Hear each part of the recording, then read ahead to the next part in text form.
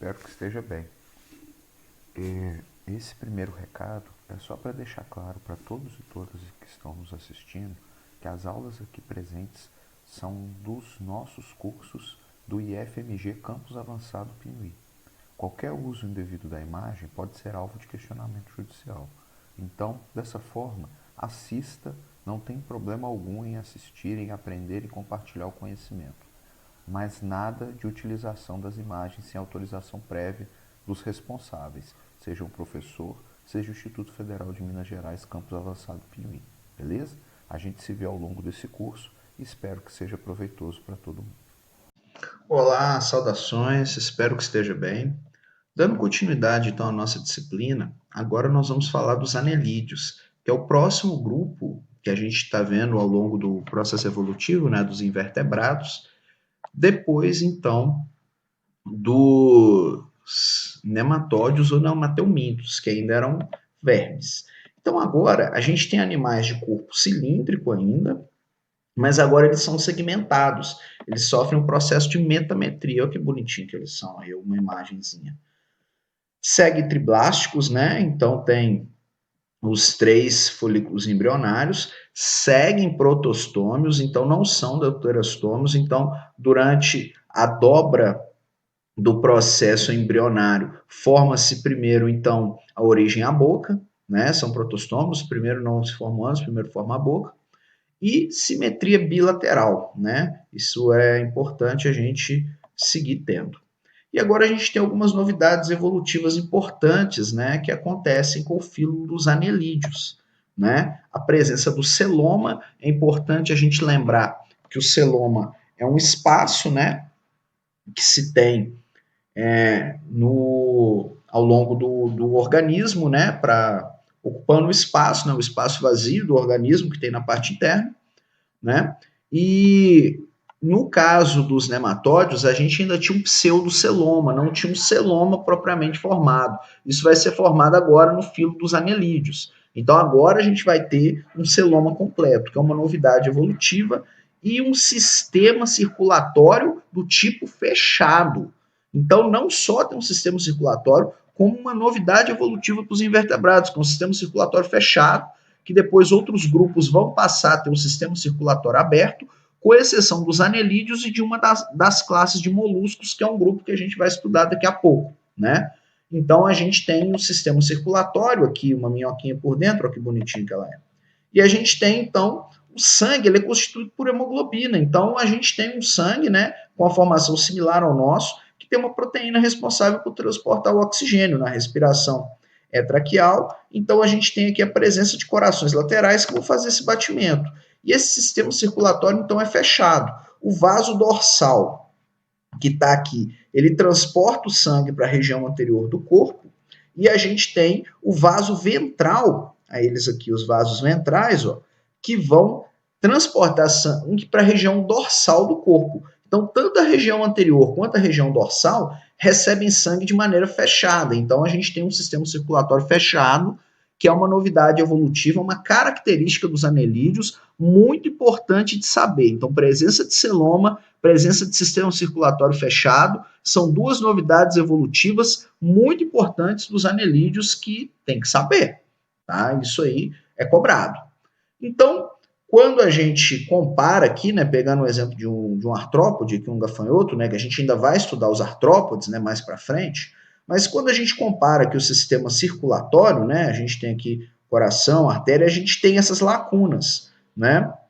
Ao contrário daqui, né, das minhocas, né, que são anelídeos, que a gente tem um sistema de transporte fechado. Então a gente tem um sistema circulatório fechado, não tem esses espaços entre si. Outra característica, né, que é importante comparar, que no caso lá dos artrópodes, né, no caso desse insetozinho aqui, tem a presença da hemolinfa, que é diferente aqui da presença do sangue. Então, no caso dos anelídeos, a gente tem presença de sangue, tá? Outra característica importante de ser observado. Outra característica do grupo, eles possuem tubo digestório completo. Então a gente tem boca, aqui um sistema digestório, uma faringe, um esôfago, papo e moela para deglutição do alimento, um longo intestino e ânus para liberar os restos de alimento que não servem na alimentação, né? A gente, quando fala de anelídeos, gente, a gente sempre acaba falando mais da minhoca, porque a minhoca é o anelídeo mais famoso, é o anelídeo mais usual, e se for cair em algum exame sobre anelídeo, muito provavelmente vai cair sobre a minhoca, porque a minhoca tem em todo lugar, né, de forma geral, é claro, né, não é endêmica de todo lugar, claro, obviamente, mas é um animal que todo mundo conhece, então essas características são importantes para facilitar a compreensão. Então, dando continuidade, né, os anelídeos têm tubo digestório completo, outra característica importante, muito simples de ser observada. A troca é gasosa pela a respiração cutânea, né? Então ela tem que manter a cutícula sempre úmida, que é aquela espécie de pele, né? Não tem pele, evidentemente. Então a cutícula tem que ficar úmida, porque é importante para a troca gasosa. É um dos motivos, não é o único, mas é um dos motivos que as minhocas vivem em ambientes úmidos, né? Porque elas precisam manter essa cutícula úmida para conseguir fazer a respiração, já que a respiração é pela pele, né? A respiração é cutânea. Ou então, no caso dos anelídeos aquáticos, né? Que tem especialmente os poliquetas, a gente tem então presença de brânquias, né? Então eles vão fazer respiração branquial no caso dos indivíduos aquáticos. O sistema nervoso é ganglionar, nós vamos ver uma imagem já, bem como o sistema excretor formado por metanefrídeos. Então vamos lá, aqui o sistema nervoso, né? Aqui a gente vê um corte, né, dorsal e longitudinal de uma minhoca, aqui no seu processo das aortas aórticas, né, da distribuição de sangue, como a gente já viu. Aqui o sistema digestório por dentro, né? Aqui a gente tem faringe e agora a gente tem gânglios cerebrais, né, que é uma característica que a gente vai ter, então, nesses animais. Então já existe um gânglio cerebral, né, uma espéciezinha bem pequena de algo que lembra o cérebro, né, e um cordão nervoso que passa por todo o corpo, né? Então esse cordão nervoso aqui, ó, quando a gente vê debaixo do vaso ventral aqui o cordão nervoso, né? Então a gente consegue perceber aqui no corte dorsal da minhoca, a gente consegue perceber então essa presença, né? E aqui a gente consegue perceber outras coisas, né? Como a epiderme, a cutícula em cima, a musculatura, né? O celoma presente, que é uma característica que aparece nesse grupo de animais, e o intestino, né? O intestino longo, né? Porque o corte aqui já está com o intestino, que é a maior parte do organismo do animal, né? A maior parte da minhoca ela é formada de intestino.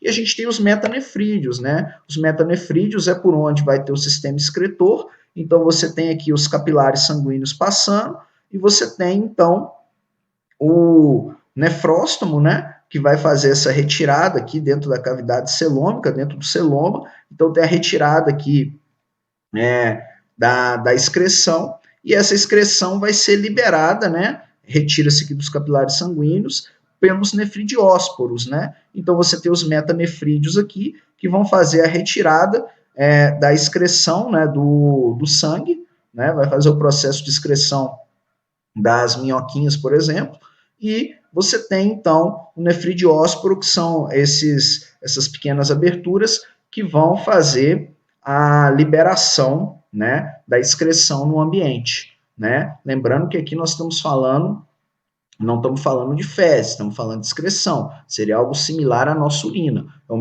É a mesma ideia do processo dos rins que está acontecendo aqui, tá? Então, são metanefrídeos que fazem, então, esse processo de retirada da excreção dos capilares sanguíneos dos anelídeos, beleza? Bom, a gente tem 3 classes principais que a gente dá destaque quando a gente fala dos anelídeos. Os oligoquetas, né, que é o grupinho das minhocas, que é o mais famoso. Os poliquetas, que são basicamente marinhos, né, que é um grupo que vive no ambiente aquático. E a gente tem os irudíneos, né, que alguns autores chamam de aquetas. Né? Os irudíneos são os sanguessugas. Então, são basicamente essas 3 classes principais que são as classes mais estudadas dos anelídeos. Tá? Os oligoquetas, que são as minhocas, a maior parte das características que a gente já falou, a gente acaba usando como exemplo a minhoca, né? Como eu já expliquei, por ser o indivíduo mais famoso desse grupo. Então, ela tem poucas cerdas, a minhoca tem cerda? Tem poucas cerdas, mas tem. Se você pegar uma minhoca e observar de perto com uma lupa, você vai observar que ela possui algumas poucas cerdas. E essas cerdas são importantes para atuar e ajudar na locomoção, especialmente no caso da minhoca, que fica fazendo buraco e tem uma vida praticamente toda subterrânea, né? Então ela precisa afofar a terra, precisa fazer buraco, inclusive para ter oxigênio, para ela conseguir respirar pela sua pele, digamos assim, né? Na verdade, a cutícula. Fica ambiente de água doce, pode ter oligoqueta, mas principalmente ambiente terrestre úmido, né? Que é onde a gente tem minhoquinhas. E tem o corpo revestido por muco, por isso que a minhoca é pegajosa, e esse muco é importante para reduzir o atrito durante a locomoção. Então, esse muco ajuda na locomoção e ajuda também na manutenção da umidificação dessa epiderme, né? Porque ela precisa manter essa cutícula, né? Essa cutícula úmida também para facilitar a sua respiração, que é cutânea. A gente não pode esquecer disso. Então, ter o corpo revestido por muco, esse muco ajuda no processo de locomoção, bem como esses pelinhos também, essas cerdas, ajudam também nesse processo locomotório dos oligoquetas, né? São animais escavadores, isso aí não precisa dizer para ninguém, todo mundo já viu uma minhoca, né?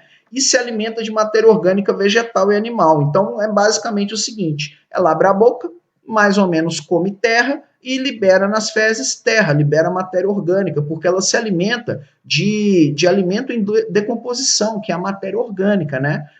Então, já está dissolvido dentro do processo do solo, né, da terra úmida em especial, uma grande quantidade de nutrientes que vão ser absorvidos pelas minhocas durante o seu processo de alimentação, né? Alguns fungos também podem ser usados na alimentação, mas principalmente matéria orgânica, vegetal e animal. Então, por isso que ela também é tão importante na agricultura, né? Por quê? Porque ela ajuda na adubação do solo, ela vai fazer diversos buracos, esses diversos buracos auxiliam na aeração do solo, então começa a chegar ar com mais facilidade nas raízes, né? E por consequência também nas suas fezes ricas em matéria orgânica, já que ela se alimenta de matéria orgânica, ela libera também matéria orgânica, obviamente, então ela é um animal que joga um papel importante na agricultura para a adubação e no auxílio à fertilização do solo.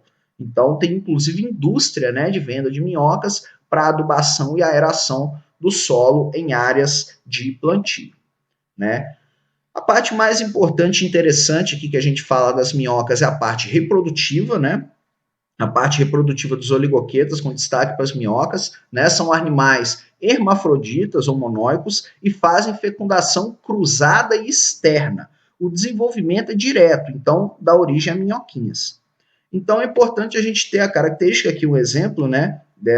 De duas minhocas aqui cruzando, né? E a gente vai ter a presença do clitelo, olha o clitelo aqui, ó, que é alguns anéis esbranquiçados que secretam muco para os ovos postos na terra. Nós vamos entender como se dá esse processo. Toda minhoca possui um clitelo, que é essa região, então, que secreta o muco para oviposição. Então, como que acontece? Então, vem duas minhocas, elas são hermafroditas, né? Elas se aderem pelas papilas copulatórias e fazem a troca recíproca de espermatozoides. Então, uma passa espermatozoide para a outra, seria como se ambas ficassem grávidas, vamos dizer assim. Então, acontece uma inseminação cruzada, o receptáculo seminal inseminado, então, fica lá cheio de espermatozoides e fica esperando, né? Elas se libertam, elas se separam, cada uma vai cuidar da sua vida, e aí acontece a formação desse casulo mucoso no clitelo. E dentro desse casulo mucoso do clitelo tem a ovulação, então formam-se diversos óvulos nesse clitelo. E aí a gente tem então esse casulo deslizando pelo corpo da minhoca e ela vai deslizar até onde está esses espermatozoides que estão acumulados na vesícula, né? Nessa vesícula espermática, né? Que está lá cheia de espermatozoides. Então vai deslizando então o casulo mucoso até atingir o local onde estão os espermatozoides. Atingir o local que estão os espermatozoides, então espermatozoides e óvulos se juntam. Se juntam, então formam ovos. E aí você tem a libertação do casulo com ovos, né? Forma esse casulo, ele é liberado na terra, então, depois de algum tempo, a gente tem a liberação das minhocas jovens desse casulo para seguir a mesma vida até o ciclo reprodutório. Ciclo reprodutório muito simples, mas muito importante. Com alguma frequência eu vejo cair ciclo reprodutório de minhocas, né, de oligoquetas em questões de vestibulares. É importante estar atento para entender como é o ciclo reprodutivo da minhoca. Beleza? Bom, dando seguimento agora, a gente fala dos poliquetas. Agora a gente já não tem tanta informação. Se for cair alguma questão, com certeza é em cima de oligoquetas. Muito pouco se fala de poliquetas, um pouco mais de irudíneas por conta dos sanguessugas. Então, eles têm cerdas, né? Tem mais cerdas. Essas cerdas, então, vão atuar na locomoção. Estão presas aos parapódios, né? Que são expansões laterais, tipo bracinhos, digamos assim. Muito importante, não confunda poliqueta com lacraia e centopeia. Lacraia e centopeia nós ainda vamos estudar, são outros grupos de seres vivos. Aqui são poliquetas, né, que vivem basicamente em ambiente marinho, né, então tem algumas sardinhas, né, aí a gente vê aqui esses parapódios, que são pequenas expansões laterais que eles vão possuir, né, basicamente todos marinhos, né, e hábitos de vida, né, você tem os que são móveis e alguns sésseis fixados, né, como aqui o exemplo das cérculas, aqui o nereis, né, com a cabeça e algumas cerdas no corpo, aqui outro exemplo, aqui uma cércula, aqui um nereis, e aí a gente tem, então, são anelídeos, ó, muito importante tomar cuidado para não achar que são bracinhos, não confundir isso aqui com outro grupo de seres vivos, tá? Então, os poliquetas são anelídeos. Chance disso cair numa questão de vestibular, muito pequena mesmo, porque praticamente ninguém estuda poliqueta devido à sua caracterização difícil, inclusive, de ser achado. Né? Os poliquetas são dioicos, né? Tem fecundação externa e o desenvolvimento é indireto, tá? Isso é uma característica aqui dos poliquetas durante o seu processo de desenvolvimento. Por último, né? Última classe que nós temos é os irudíneos, né? Que são sanguessugas, né? E não tem cerda e nem parapódio, então ele se locomove assim, ó, gruda e aí ele vai se locomovendo. Gruda e aí vai andando, né? Em alguns casos pode dar umas cambalhotinhas também. E em geral, quando ele gruda assim, ele está procurando, né? Já a sua presa para ele poder predar, poder sugar sangue e se alimentar. Vivem em ambiente úmido, né? Ambiente úmido, brejo, ambientes assim com pouca água, né? E eles estão lá sempre esperando, especialmente vertebrados, né? Porque eles têm um hábito ectoparasita. Então tem uma ventosa anterior, essa ventosa se fixa no corpo do hospedeiro, geralmente um vertebrado, né, para poder sugar o sangue. E são também monóicos, tem a fecundação cruzada externa, como as oligoquetas, então a reprodução é similar à das minhocas, só que o desenvolvimento dos irudíneos é indireto, né? Secretam pela ventosa anterior a proteína irudina. E o que essa proteína faz? Essa proteína, na hora que tem contato aqui com o sangue, a pessoa não percebe que está perdendo sangue, então ela não sente aqui, né, a presença do irudíneo, não consegue perceber a presença do sanguessuga, então ele está lá sugando sangue e não percebe, a não ser que a pessoa veja, né, perceba, ela não percebe pelo tato que eu estou falando, né, então ela percebe quando tem a liberação, essa proteína também não deixa fechar a ferida, então ele fica ali chupando sangue, então a ferida não fecha por conta da presença dessa proteína, e aí o vertebrado não sente, pode ficar com vários sanguessugas, né? Antigamente, né, e também para o pessoal da medicina alternativa, os sanguessugas eram usados para sangrias, para diminuição da quantidade de sangue com pessoas que têm pressão alta. Então faziam sangrias, os sanguessugas chupavam um pouco de sangue e diminuía a pressão sanguínea de pessoas hipertensas. Era muito comum na Idade Média o uso de sanguessuga para pessoas com pressão alta, né? Então aqui mais alguns exemplos de sanguessuga, né, que a gente consegue perceber. Beleza? Então, anelídeos está aí, matéria super simples, né? Matéria tranquila, só dar uma estudada, fazer os exercícios, beleza? A gente se vê na continuidade do nosso curso. Tchau, tchau.